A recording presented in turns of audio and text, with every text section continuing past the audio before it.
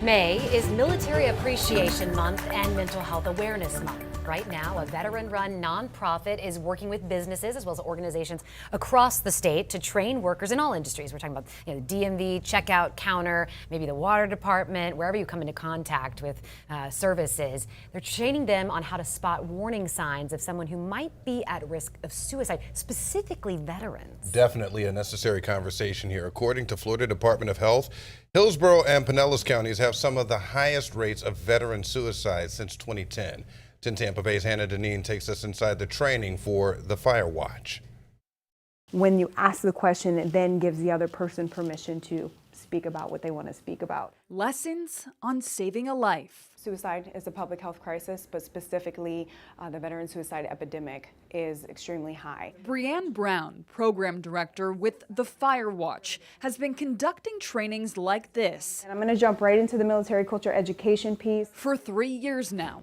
The Fire Watch team educating more than 6,000 people across Florida. The Fire Watch was created, to stand watch. So we want to make this information available for everybody to understand and recognize the warning signs of suicide, the myths about suicide. Today, government workers with Manatee County going through the SAVE training, learning to spot the signs of someone contemplating suicide, to ask if they're contemplating suicide, to validate the veteran's experience and encourage treatment. Anything that can help veterans, because they've helped all of us. For the veterans in the room, including County Chief of Staff Andy Butterfield, this awareness is validating. Before you get to that final desperate act, you know there's been an unbelievable amount of pain. And I think we all know we come back changed, and we need to find other tools to put in our toolbox that we may not have needed before we deployed.